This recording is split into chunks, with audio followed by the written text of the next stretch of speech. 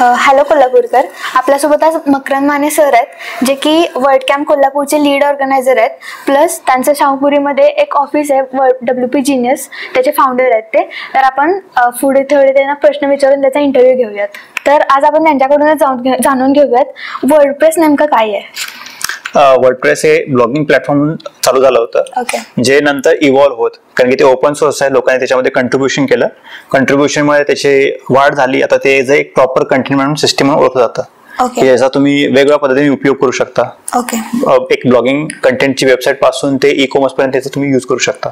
Okay, म्हणजे blogger पासून coder जो काय असेल किंवा डेव्हलपर आपण म्हणतो, मार्केटर्स म्हणतो, तर किती प्रोफेशन्स वर्डप्रेसचा यूज करू शकतात? सगळ्या प्रकारचे प्रोफेशन्स आहे जे यूज करू शकतात. ओके, एखादा स्टोर ओनर स्वतःची स्टोर त्याच्यामध्ये ओपन करू शकतो, त्याच्यामध्ये स्टोर चालवू शकतो.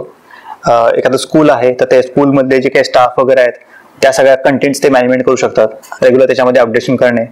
एखादा ब्लॉगर यूज करू शकतो. ओके, हे वर्ड कॅम्प कोल्हापूर काय आहे?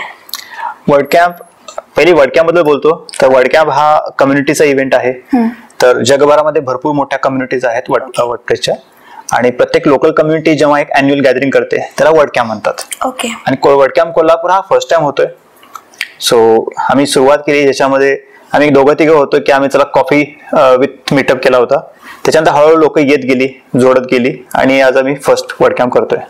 ओके, तर जेव्हा तुम्ही जसं म्हटलात दोघं तिघं लोक होतात, तर त्या स्टेजमध्ये जी इनिशियल स्टेज होती तिथे तुम्हाला असा नाही विचार आला की कोल्हापूरमध्ये इतका अवेअरनेस नाही आहे वर्डप्रेसचा म्हणा किंवा वर्ड कॅम्पचा, तर त्यावेळी तुम्हाला काय वाटलं की हा पब्लिकचा चांगला रिस्पॉन्स येईल, जो आता आपल्याला दिसतोय पब्लिकचा रिस्पॉन्स, तर काय पॉइंट होता तो? सुरुवातीला आम्हाला विश्वास पण नव्हता की आम्ही वर्ड कॅम्प करू शकतोय, किंवा एक वर्षामागे मी जेव्हा दुसरे वर्ड कॅम्प अटेंड करत होतो तेव्हा मी विचार केला नव्हता की एक वर्षानंतर असा एक मोठा एक इव्हेंट होईल. आणि जेव्हा मी दोघं तिघं होतो की तेव्हा एक चॅलेंज होतं की लोकलमध्ये कसा अवेअरनेस करायचा, हा पण एक चॅलेंज होता. त्यानंतर कोल्हापूर एक टियर 2 टियर 3 लेवलला येतं. सो ट्रान्सपोर्टेशन पण तेवढं नाही आहे जेवढं मुंबई किंवा पुण्याला भेटतं. सो हे पण चॅलेंजेस होते. आणि त्याचबरोबर आमचा एक मेन उद्देश काय होता की कोल्हापूर आणि कोल्हापूरच्या आसपास जवळपास एक 27 ते 30 टेक्निकल कॉलेजेस आहेत, ज्याच्यामध्ये BCA, MCA, हे सगळे ट्रेड येतात, की ज्याच्यामध्ये स्टुडंट्स प्रोग्रामिंग शिकतात. पण त्यांना एवढंच माहिती आहे की पायथॉन रिॲक्ट केलं की जॉब होतोय, करिअर होतंय. आणि वर्डप्रेस मध्ये पण करिअर आहे. कोल्हापूरमध्ये पण बऱ्याचशा कंपन्या वर्डप्रेस मध्ये करिअर ऑपॉर्च्युनिटी देत आहेत, आणि ह्याच्याबद्दल त्यांना अवेअरनेसच नाही आहे. किंवा बाहेर सुद्धा बऱ्याचशा रिमोट कंपनीज आहेत ज्या वर्डप्रेस मध्ये करिअर ऑपॉर्च्युनिटी देत आहेत. तर हे आपण अवेअरनेस कसा आणायचा किंवा ह्यासाठी आपण काहीतरी केलं पाहिजे, हा एक आमचा प्युअर उद्देश होता. आणि त्याचबरोबर आम्हाला सुद्धा एक, आम्ही ऍज अ एम्प्लॉयर आम्हाला पण चॅलेंज येतो की आमच्याकडे जेव्हा कॅन्डिडेट येतात की तो सगळे काही जॉब ऑपॉर्च्युनिटी शोधतो, आणि शेवटला तो म्हणतो की बाबा तुमच्याकडे काय असेल तर सांगा, आम्ही त्याच्यामध्ये काम करतो. मग त्यांना जर आधीच कॉलेजमध्ये शिकला वर्डप्रेस बद्दल, तर आम्हाला पण इझी होतंय की आम्हाला एक स्किल कॅन्डिडेट मिळतोय आणि दुसऱ्याला पण एक चांगली ऑपॉर्च्युनिटी मिळते. सो तो अवेअरनेस आम्हाला आणायचा आहे, हा आमचा उद्देश होता. त्यासाठी आम्ही वर्ड कॅम्प कोल्हापूर करतोय. वर्ड कॅम्प कोल्हापूर जो आता होणार आहे, तर त्याच्यामध्ये आपल्याला खूप चांगला पब्लिकचा रिस्पॉन्स आलाय, लोकल कोल्हापूरकरांचा खूप चांगला रिस्पॉन्स आलाय. तर एक 2-3 शब्दात सांगू शकाल का कशामुळे येतोय आणि अजून कसा हा वाढत राहील, किंवा काय आहेत पॉइंट्स जे आता अटेंड नाही करू शकलेत किंवा काही कारणामुळे त्यांना नाही करता आलं एनरोल, पण त्यांना इच्छा आहे किंवा ज्यांना अवेअरनेस नाही आहे त्यांच्यापर्यंत पोहोचण्यासाठी तुम्ही काय सांगाल? आता जो रिस्पॉन्स आला त्यासाठी कारणीभूत मी म्हणेन आम्ही थोडं सोशल मीडिया कॅम्पेनिंग केलं, ज्याच्यामुळे पण बराचसा रीच झाला. किंवा काही लोकांना थोडं माहित होतं, किंवा आणि त्याचबरोबर सोशल मीडिया कॅम्पेनिंग झाल्यामुळे त्यांना 30 रील्स परत दिसल्या, त्यामुळे पण बरेच लोक रिन्वॉल्व झाले असेल. बरेच जण माउथ पब्लिसिटीतून झाले.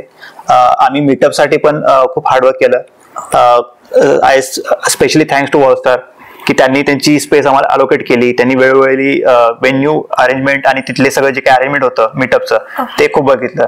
त्यामुळे आम्ही एक पहिला मीटअप केला खूप जो विश्वासाच्या पलीकडे होता की 100 अटेंड तिथे बसले होते. त्याच्यावरती वर्डप्रेस स्लॅकवरती पण बऱ्याच लोकांनी कमेंट टाकली की एवढे लोक तर वर्ड कॅम्पला पण नसतात, इथं मीटअपला एवढे लोक आहेत.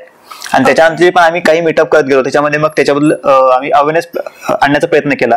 वेगवेगळे आम्ही टॉपिक ठेवले मीटअपच्या सेशनमध्ये, ज्याच्यातून लोक हळूहळू येत गेली. काही लोक रिपीटेडली येत होती. मग त्यांना सांगत होतो की आम्ही वर्ड कॅम्प असा असतो तसा असतो. मग तरी सुद्धा आमचा तिकीट सेल वाढत नव्हता. नंतर आम्ही काय केले की स्टुडंट पर्यंत पोहोचण्यासाठी सगळ्या कॉलेजमध्ये जाऊन बॅनर्स लावले त्यातून सुद्धा सेल इतका येत नव्हता, कारण की तेव्हा स्टुडंटच्या एक्झाम्स होत्या.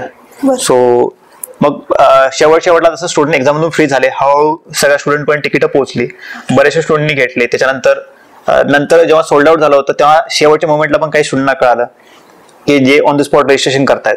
राईट.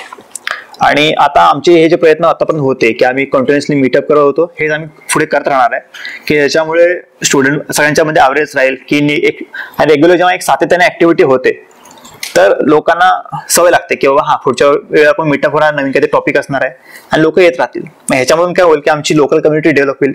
पुढच्या वर्षी असं होणार नाही की आम्हाला व्हॉलंटियर शोधायची गरज पडणार नाही, ऑर्गनाइज पण आम्हाला लोकल भेटतील आणि एक प्रॉपर टीम तयार होऊन जाईल. सर, आता वर्ल्ड कॅम्पमध्ये जे अटेंडीज आहेत ते एक आहेत ते ऑलरेडी वर्ल्डप्रेसमध्ये काम करतात, सो ते बऱ्यापैकी त्यांना वर्ल्डप्रेस वर्ल्ड कॅम्प सगळ्याचं नॉलेज असेल.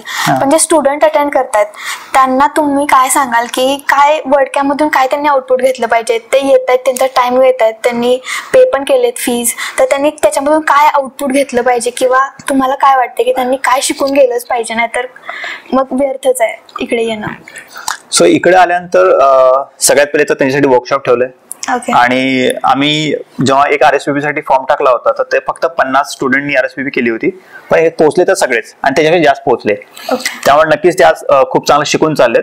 आणि त्या व्यतिरिक्त उद्या जो काय सेशन आहे तर त्याच्यामध्ये वेगवेगळे आता जे ऑलरेडी काम करतात प्रोफेशनल आहेत किंवा बरेच एक्सपिरियन्स असतील किंवा थोडे एक्सपिरियन्स असलेले आहेत किंवा जे एम्प्लॉयर्स इथं उद्या येणार आहेत, सो त्यांच्यावर त्यांनी इंटरॅक्ट केलं पाहिजे, त्यांच्याशी पर्सनली बोललं पाहिजे आणि मग त्यांचा करिअर पाथ ते कसा अजून डेव्हलप करू शकतात ह्याच्याबद्दल त्यांनी स्वतःवर अवेअरनेस वाढवलं पाहिजे किंवा जाणून घेतलं पाहिजे त्यांच्याकडून. आणि वर्ल्ड कॅम्पचा हा मेन उद्देश आहे की सगळे एम्प्लॉईज, कॅन्डिडेट्स किंवा भावी एम्प्लॉई हे सगळे एकत्र येतील जेणेकरून त्यांचं इंटरॅक्शन होईल. सो एम्प्लॉयर्सना सुद्धा कळेल किंवा पुढचे जे कॅन्डिडेट्स येणार ते कसे आहेत किंवा त्यांना कसं ऍक्वायर करू शकतात किंवा कसे पॉलिश किंवा चांगले कॅन्डिडेट्स ते ऍक्वायर करू शकतील, ह्यासाठी पण त्यांना एक आयडिया येऊन जाईल. ओके. तर जसं मकरंद सरांनी सांगितलं, त्यांना खूप वर्ल्ड कॅम्प त्यांनी अटेंड केलेत जिकडे जिकडे आता आपल्या इंडियामध्ये वर्ल्ड कॅम्प होत आहेत, तर त्यांना खूप एक्सपिरियन्स आहे. तर थँक्यू सो मच सर एवढा टाईम दिल्याबद्दल. आणि खूप मस्त झाला इंटरव्ह्यू, खूप चांगलं तुम्ही सांगितलं सगळ्यांनाच. Thank you so much. थँक्यू.